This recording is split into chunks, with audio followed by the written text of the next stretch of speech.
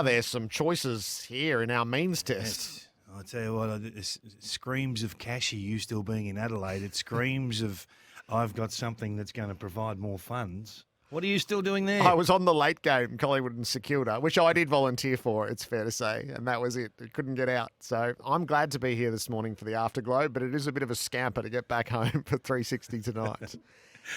Hey, Can I start by it's not necessarily about that game specifically, but I think my statement this morning, the gambit this morning, is if you can't see it, it ain't there. But if you can, welcome aboard. And I think that St Kilda are the talk of the town today, despite having the loss. There's so much of what they are doing with a banged up squad at the moment was endorsed by not the one goal margin, the fact that they were in that game all game, and against the very best in the competition at the moment, which we all think are Collingwood, and you can make a case for a couple of others. But I thought it was tremendous to see the coaching come through, plan versus plan, and St Kilda's plan matching it. A little bit more composure, a little bit more experience with ball in hand, guys just flaring their vision fractionally, and they win that game. That's how fine a line it was for 100 of the 120 minutes. Okay, they got them, they locked them in that forward half for a while, but this is not just St Kilda. I look at some of the stuff we track, right? So winning contest outside of clearance. When you set up a clearance, it's very difficult. The game becomes about getting the ball to the outside. But once it leaves a stoppage, the ability to coach and strategize about how you get an out number or how you put your best talent where that ball's likely to go next, it gives you the opportunity to win contested possession post the clearance. That's coaching for me, right? So the top 5 teams at post-clearance contest winning at the moment are the Adelaide Crows, the Collingwood Football Club, the St Kilda Football Club, Essendon, and Melbourne. Now, I would mount a case that they are the top 5 teams in order, almost in order right now. Just give me them again. Adelaide, Collingwood, St Kilda, Essendon, and Melbourne. So you can other teams do other things differently, and maybe it's not shining through at the moment. But those teams right now are in good order. So the coaching is coming through. Their ability to. So when you win post clearance contested possession, it allows you to keep your ball movement tracking down the field, or it stifles the opposition's ball movement. So it enables you to win it back and then go back at the opposition in a counter-punching sense. So it is the art of coaching, denying them and expanding yours. So those in terms of a health check right now, I can see it with those teams. I can see how they're trying to play, and I think all the fans would be thrilled with what they're seeing. I mean, we're talking about Essendon today in a different manner than what we've talked about them, and we will talk about them, I should say, than what we have for probably 2 to 3 years, maybe 5, 6 years. So the 4 teams that are in the 8 that weren't in finals last year are St Kilda, Essendon, Carlton, and Adelaide, and you can see it in 3 of those. Yeah, and Carlton are a bit clunky at the moment. They're not there yet, and they're not the same in the midfield. So you're not necessarily seeing the coaching coming through. So it's coaching, it's form, and ultimately that gives you performance. And then. Yeah, I just can see it with those teams, and I think most people that are watching their teams closely are either thrilled with the impact of the strategy. St Kilda big winners, Essendon big winners, Adelaide Crows huge winners. So if you can't see it, it's not there. But if you can see it, welcome aboard. I love it. So just take me one layer. Go on. You go. Take me one layer deeper on St Kilda. And what we learnt yesterday. I was so interested to see how Ross Lyon would set up against Collingwood. I'm deeply fascinated for what the private answer would be on. So he did his equations on Nick Dacos, and Dacos had 42. Privately, were they okay with that, or was that just a bit too many with 846 metres gained? Was Dacos actually as damaging in that game as he had been in his previous best on-ground performances? That I just thought... Watching it live, and then I watched portions of it back last night, it was deeply fascinating. Yeah, I think we all like different components of the game, and we all value each component differently. What this kid's doing is hard to stop because of the way they play. It's an outnumber. It's a come off your man. We want a 6v3. We want a 5v2 as often as we can get it. So don't stay on your man, come off. Now, that's hard to stop from. If you want to try and tag Nick Dacos, you have to give up a half-forward flanker for the day. And he has to go everywhere with him. Hard to do because he's paying you no respect because that's not how they play. So for him to have 42, now people will quickly point out there are only 4 score involvements and all those sorts of things. I'm looking at metres gained. He's had about 860-odd metres gained, which was clearly number one on the ground. So he's a territory player for you. Now some of that comes from kickouts, so I understand that. But all the metres count in the game of footy. All the metres count. Okay, so he's had 8 inside 50s, but only 4 scoring involvements. So was he of the quality that he'd been over the last few weeks? Probably not. But he's a significant contributor to this game. He probably gets 3 Brownlow votes because of the sheer volume.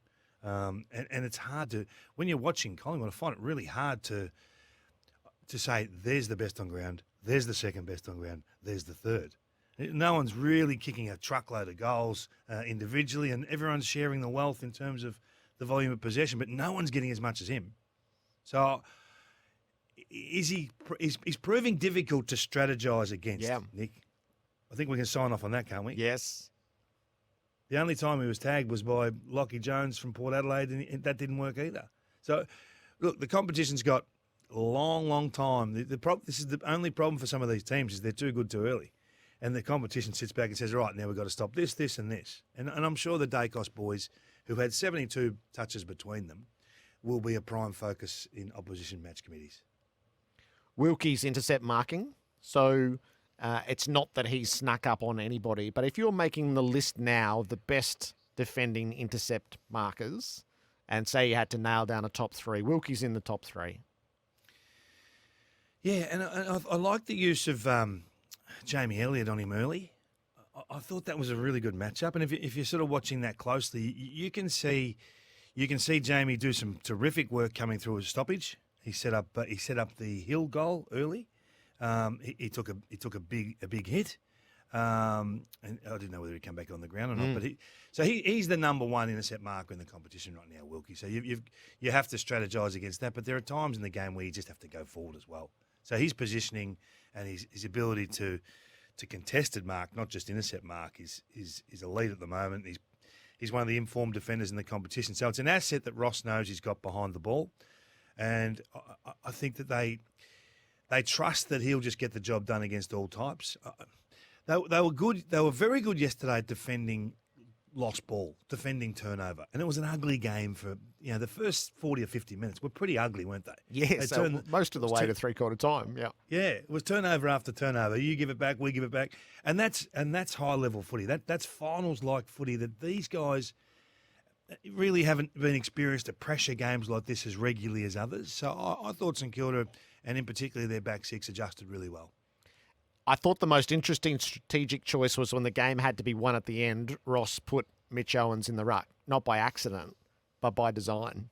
And it nearly worked at the last stoppage. There's a case, well, he got the hit out. There's a case that he should have got a free kick in the middle as he was just tagged to make sure that he didn't go running straight through the front.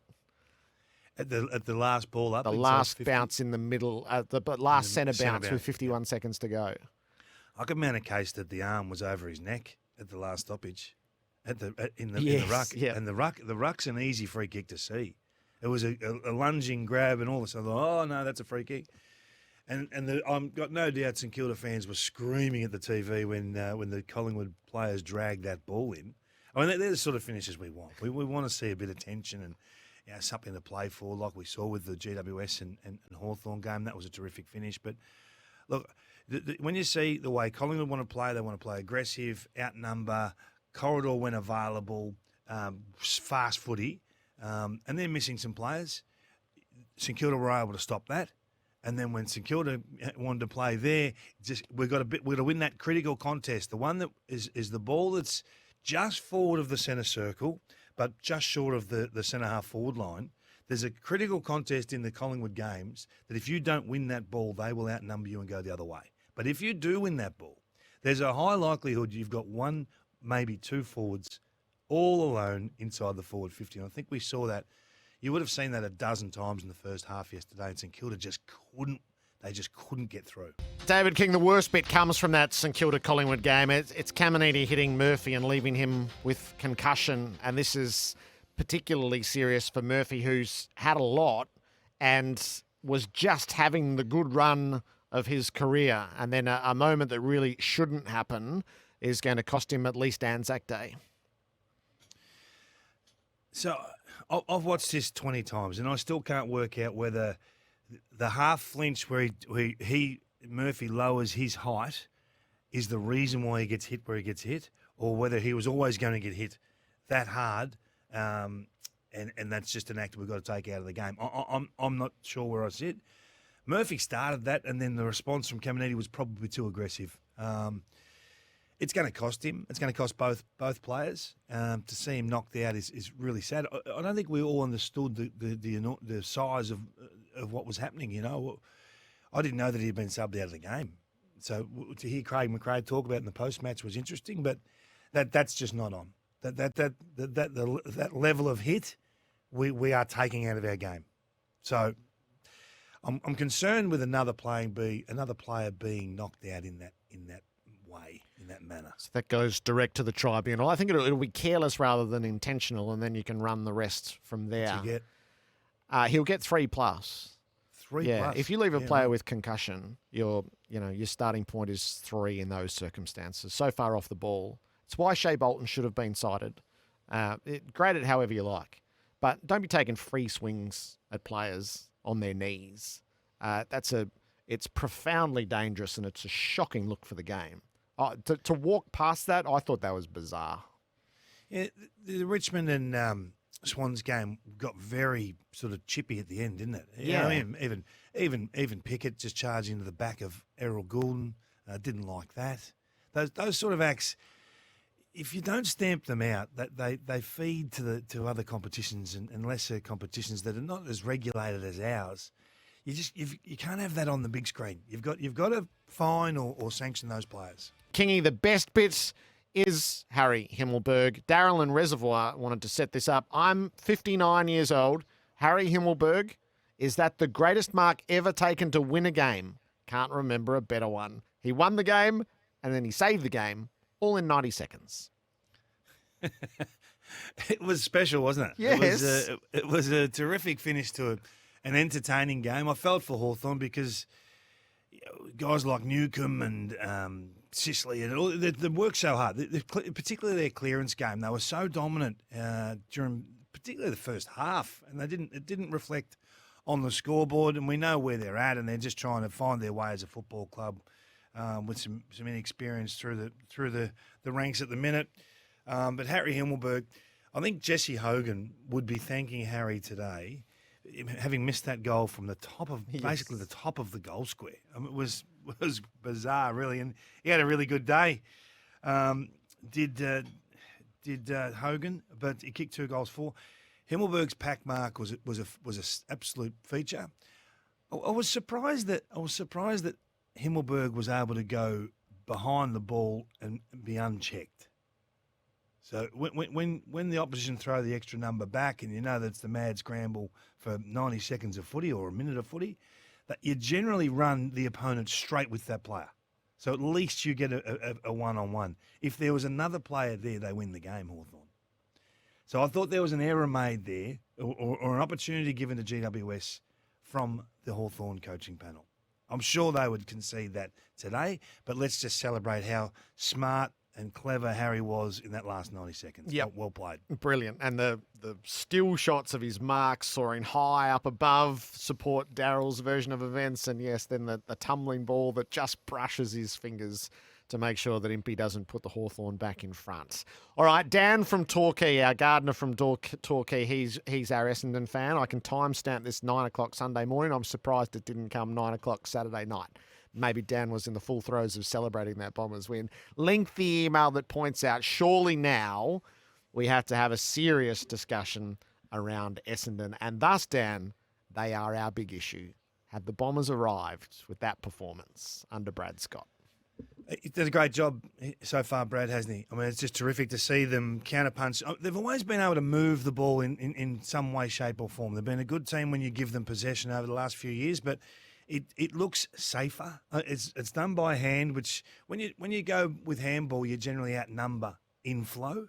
And then if you can remain efficient as they have forward of centre, your defenders get an opportunity to settle and get good positioning, and then you become the full product. Now, they're miles from the finished product. They really are. So when they don't have possession of the ball, at the moment they're able to defend really deep. They're able to protect their defensive 50, but you can still move the ball, and they still don't win the ball back on intercept between the arcs. So to me, there's so much scope for improvement with Essendon. And I think that he's only been able to pick off certain parts at the moment because he's only been there for one pre-season. But they are loving the way they're playing. They're excited. They're free-flowing. It's good to see. And as I said before, they're one of the teams that's in really good order with the winning contest outside of clearance. And that's the number one tick to just correct or endorse the coaching profile at the moment. So full credit to them. And they've got a midfield that's on fire. You know, some of the things that Parrish did on the weekend, you go, my God, that's special. Some of his gut running. Merritt and Sheila have been constants in there as well. But I'm loving Darcy Parrish's work. The Phillips-Draper combination was really cleverly used, so it nets them 5 goals. But they had multiple times where one would engage Grundy and then the other would arrive at the same pack and take the mark across the front. I thought it was really clever. So it was clearly a strategic piece to it, and it was very clever. They tag teamed Grundy, I thought, in various moments where you wouldn't normally see 2 ruckmen. They ran him too. Yeah, they ran him. They challenged Brodie, and he failed the test a couple of times. And it's really evident when ruckmen challenge other ruckmen because it's a test of wills. I'm going and you coming with me. And they'll go on a searching 50, 60-metre run, and then the ball will be turned over and it'll go back the other way. And the guy who's actually initiated the charge forward has to then defend and charge back to defend the opposing ruckman. Now, that happened all day. And when you've got 2, you can really work him over. That's a tactical move. That's a planned opportunity to create some scores, and they cashed in. They had an impact forward of centre. They outmarked Tomlinson a couple of times. So the strategy from an Essendon point of view, huge tick. Well done. Great planning. Midfield coach, ruck coach, whoever, or Brad Scott, whoever come up with that paid dividends like you wouldn't believe. Well, I don't think I've seen 2 ruckmen combined for 5 goals for 10 years.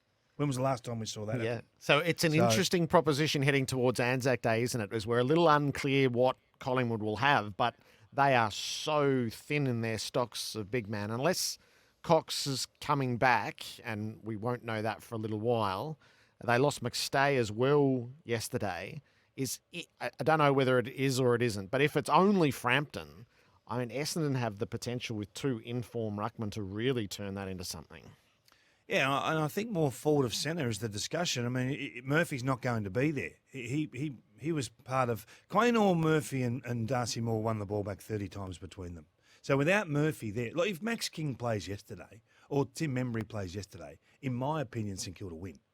So that's the fine line we're talking about. So one big body forward of the ball to not allow the intercept mark, to bring it to ground, to let your smalls hunt and get that repeat opportunity to score is the difference in these games.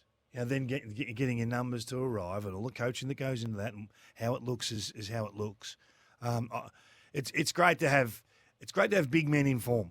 So Brodie Grundy on the flip side has some work to do because when Max Gawn's in the ruck, that doesn't happen. And it doesn't happen because he says, you know what, I'm defending for my boys. I've got to be the leader in here, and I've got no doubt he will get to Brodie Grundy during the week and say, hey, mate, they're not used to this. This is the standard here. You've got to come with us. We'll do Melbourne in our PFI shortly. So the big issue is Essendon as they plant a flag. The debate is clearly Richmond, I think, and everyone's got a different view on this. There were 2 different layers to it. There's where are they in their journey to either replenish or tip off the cliff, and then the manner in which they played, which their own coach described as ridiculous. So you've been holding faith in Richmond. Are you still holding after round 5? I don't know why I am, but I am. And it's a hard one to just say, yep, I'm in or I'm out, because I do, even when they were really strong, they were only 50-50 for the first 10 rounds of most of those years. Maybe slightly better, maybe 60-40. We're probably not seeing the fruits of their off-season recruiting. We're not seeing the best of Taranto. We're not seeing the absolute best of Hopper just yet. We haven't seen that click.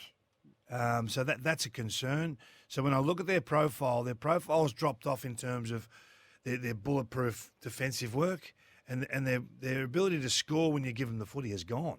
I don't know what's happened to that. So they're run and gun, wing line, handball, receive, push, forward flankers running on 80, 90 metres, searching runs and just challenging the opposition every time they get the ball. That seems to have gone.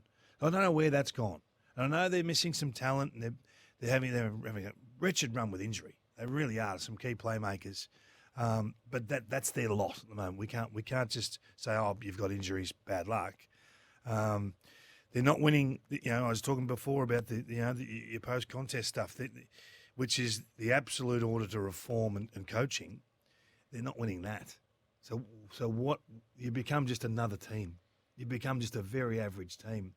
And I had a close look at, we'll go deeper into this a bit later, but I had a look at how many quarters you've won of the 20 so far. And they're equal last on 7. They've won 7 of 20. So there's a lot that's being exposed at Richmond at the moment. So am I holding? Yes. Can I give you a great example or opinion why? No. It's just on sheer I don't know what you're clinging faith. on to. Well, I'm clinging on to the fact that Damien Hardwick's always done this. Is find out what you got for the first 6-8 weeks and then work from there. That's the only reason I'm clinging on. Have they tipped over the edge and are now playing a lot more kids? Absolutely they are. They're not as experienced as what they once were. They're not as settled as what we've seen. So I'm only hanging on because I've seen this before. Not to this depth, but I've seen them tinker and chop and change. They changed their whole profile at round 20 one year. When they got beaten by Geelong, they said, nah, we're going back to us. We're going to put Sean Grigg in the ruck. Nah, we're not playing the third tall forward. So the option to change has always been there for Damien Hardwick at a point in a year. So I'm just not jumping off because I've got so much faith in Damien Hardwick. That's still the qualities of the former champs who just can't get cranky because the upstarts come at them and they can't do what they used to do, rather than the transition into becoming the team that they want to be. I thought that they were their own worst enemies on Friday night, and they are only playing patch football. They play 20 minutes here, and you go, "Whoa, wow!" But the rest of it's not there. Mm. No, I think that's a fair summation. It's not there at the moment. I'm not convinced it's terminal.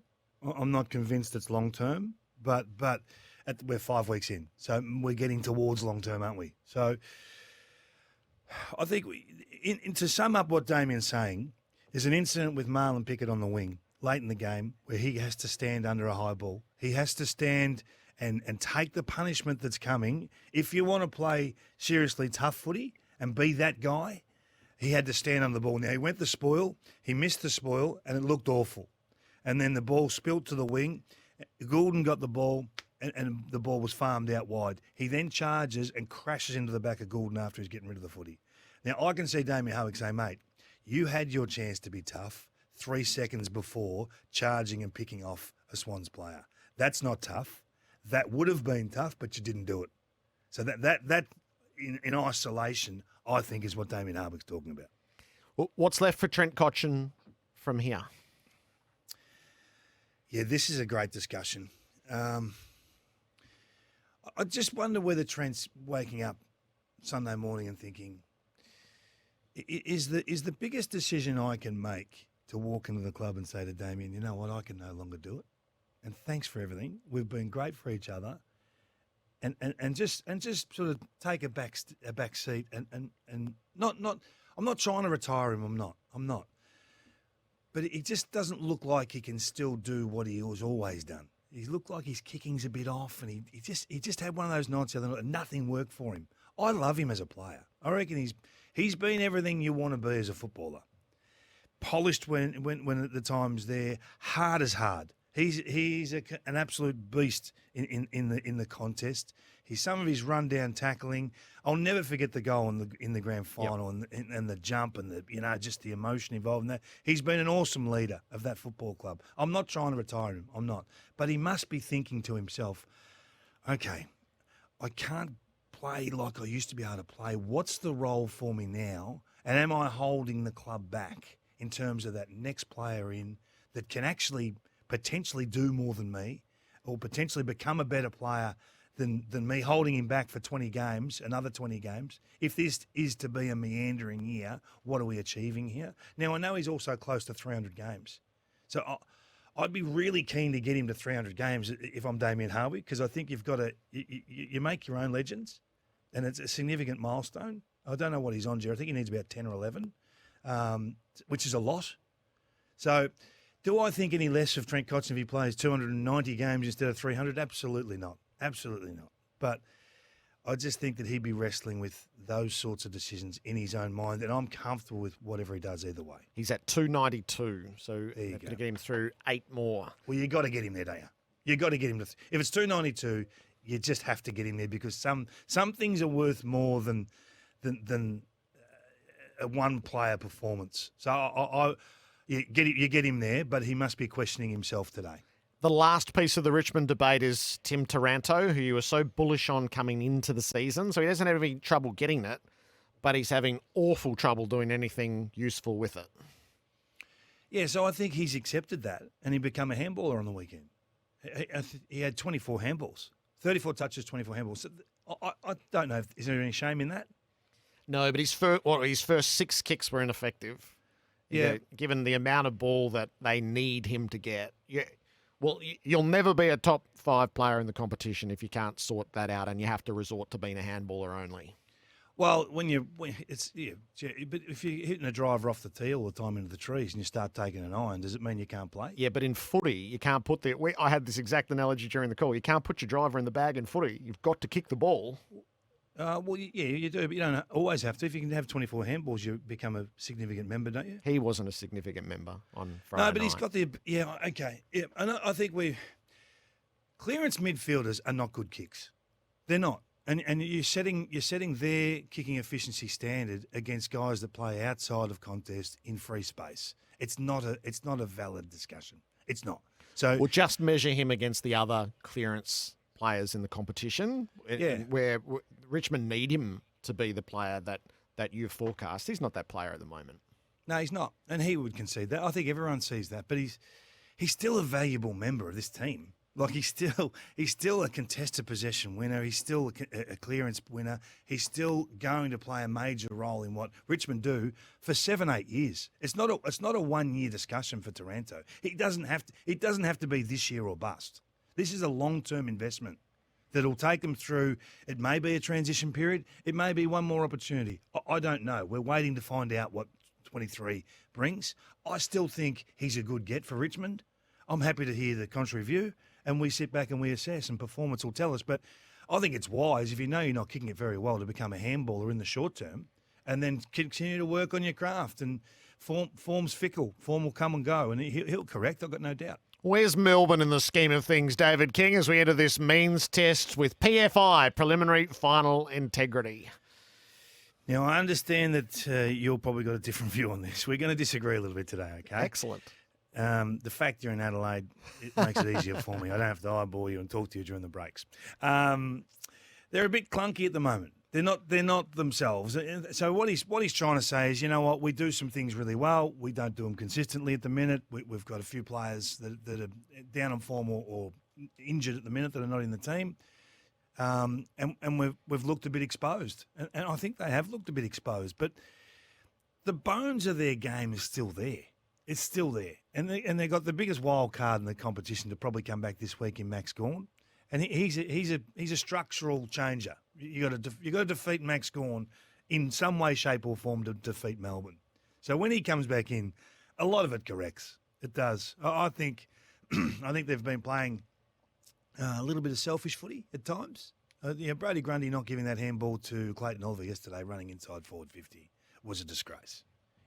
You do your role and let him do his. They smashed them at clearance. They're still in good order with the post-clearance contest stuff, which I think's the great tick.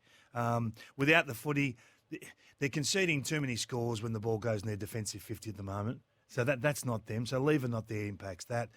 May was well held yesterday. He didn't have the defensive influence on the game that he's had for the last couple of years. So they're not absolutely flying, but they're far from awful.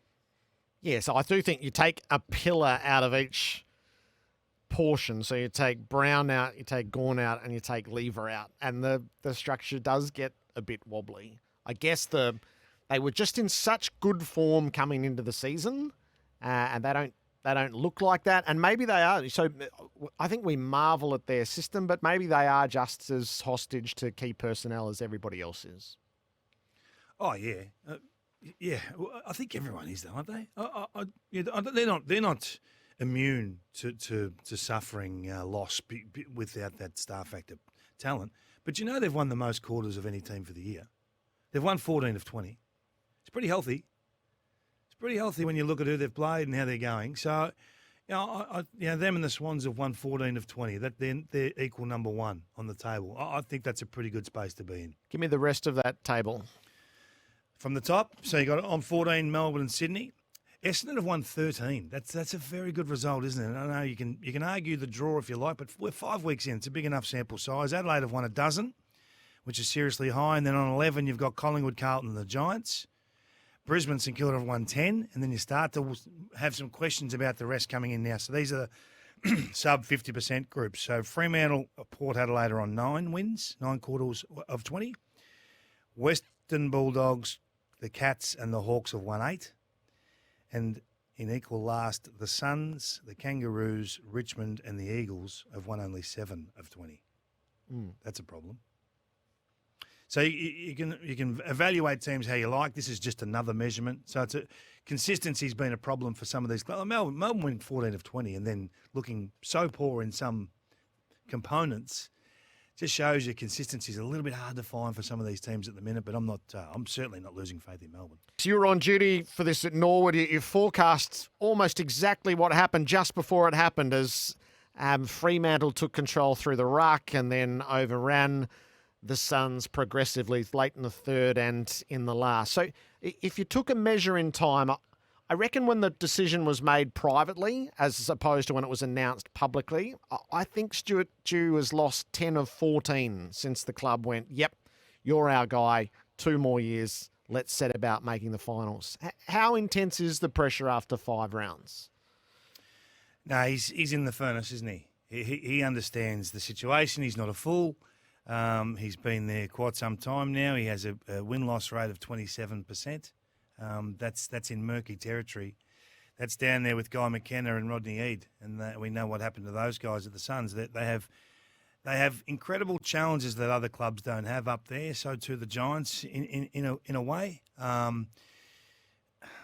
I look at their team on the weekend, and I had this conversation with Gerard Healy yesterday.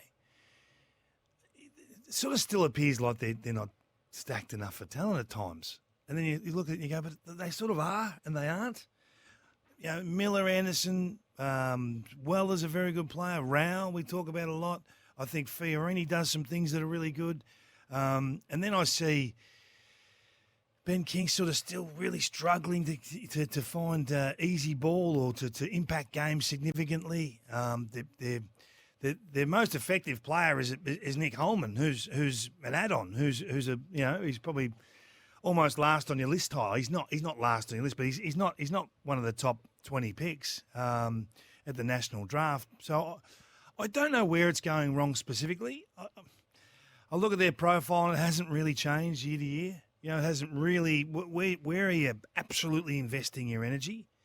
I sort of know because I spent some time up there, but I don't see it reflect in the numbers.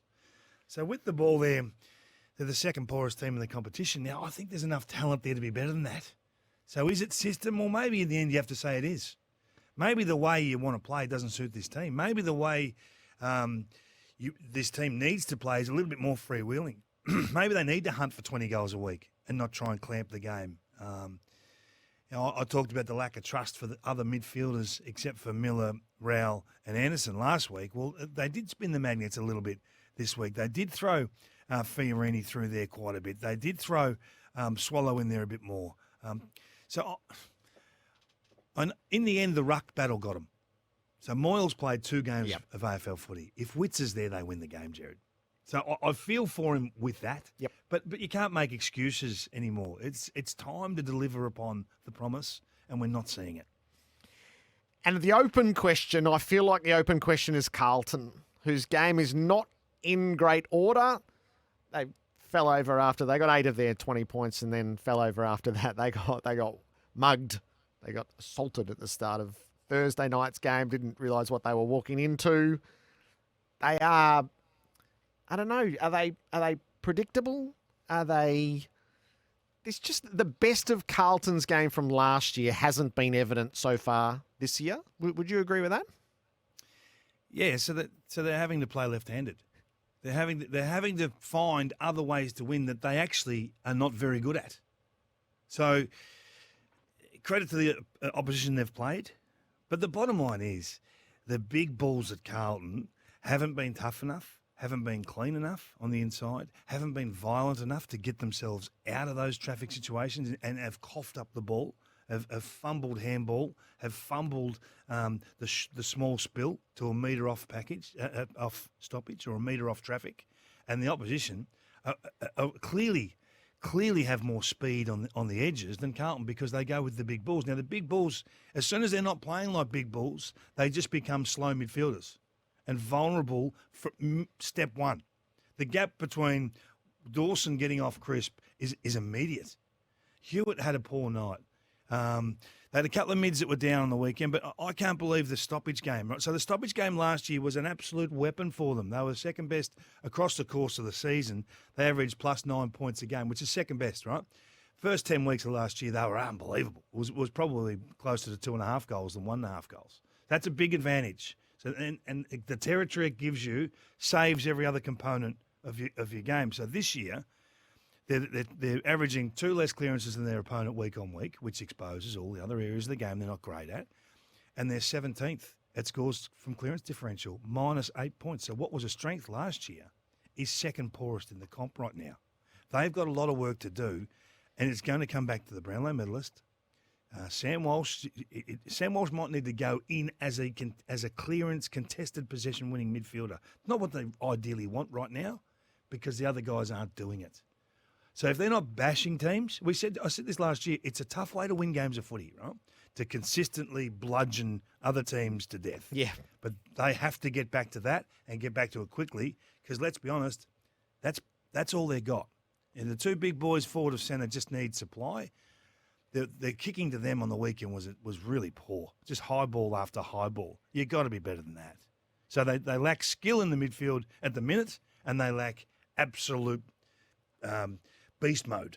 They lack beast mode at the moment. So let's see if they can turn that around. If they do, they'll become a significant contender again.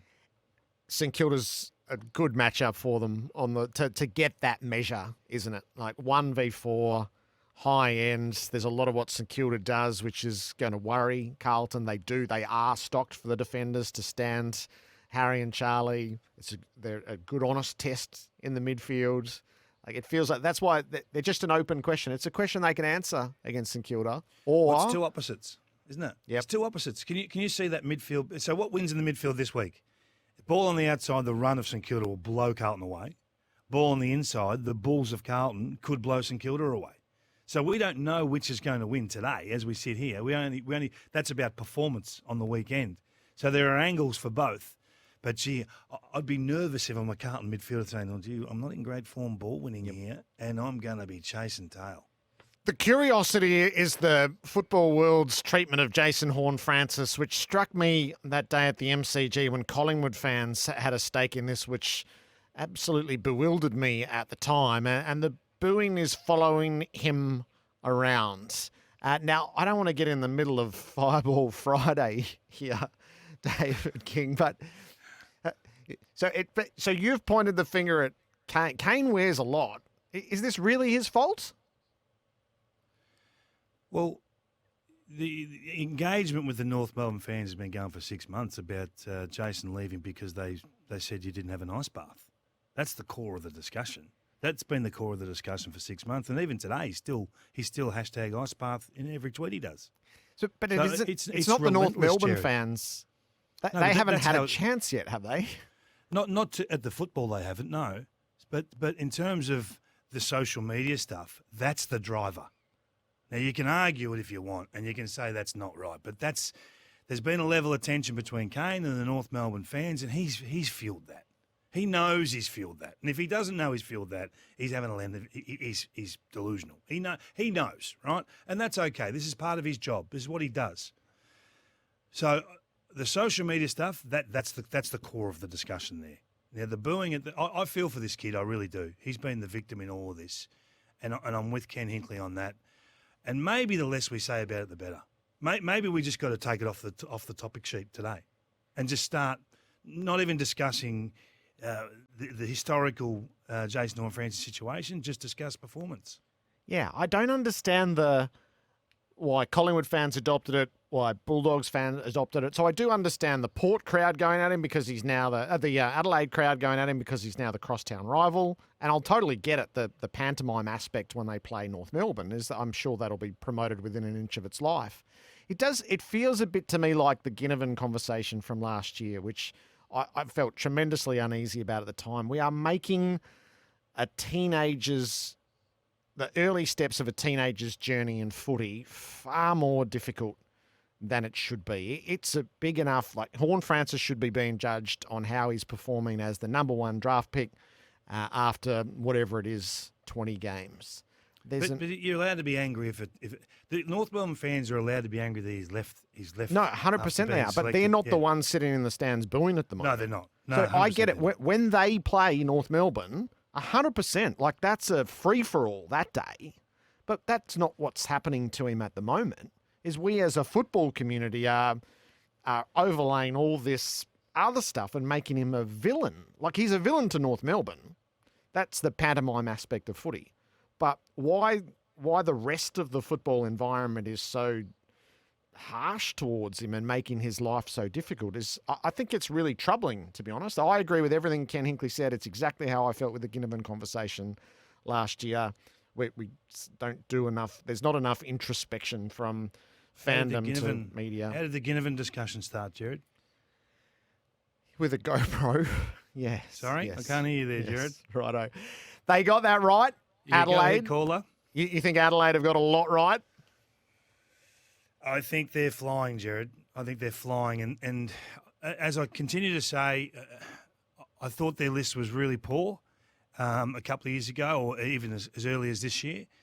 The acquisition of Dawson, who's gone, is becoming a total star of our competition, and his leadership is evident game day more than any other leader in the competition right now. His last 3 weeks have been terrific. Their ball movement is difficult to stop. Their ability to stop opposition dead in their tracks is first class. They're still in the hunt for probably another intercept player. They're still in the hunt for probably another key post backman. There's probably an acquisition or two needed in the midfield for them to become absolute contenders. But they're a couple of years ahead on the profiling, aren't they? They've really gathered quickly, and it's a credit to Matty Nix and his crew. Lee Montagna pointed out last night if they had have actually got the deal done to get the number one pick to secure Jason Horne-Francis, it would have cost them Dawson, Rankin and Rochelle. So sometimes things just work for you. Yep. And this is one of those occasions, a sliding doors moment. But they're playing great footy.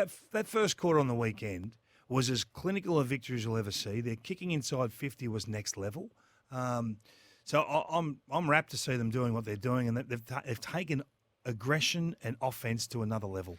And they got that wrong. That the dangerous tackles which are plaguing the competition at the moment it's absolutely essential that the tribunal reinforces each of these because we have to get that change of behaviour, and the change is slow at the moment. Is that the action that's taking place is preventable. It's got to be in the players' minds not to do it. So Merritt's going to miss Anzac Day, which is a pity on one level, but when they go to the tribunal has to reinforce the overall principle. I think Geelong figured out it. If Gary Rowan had gone to the tribunal last week, he was going to get 2 weeks, and well, he should have done if Will Day was getting 2 weeks.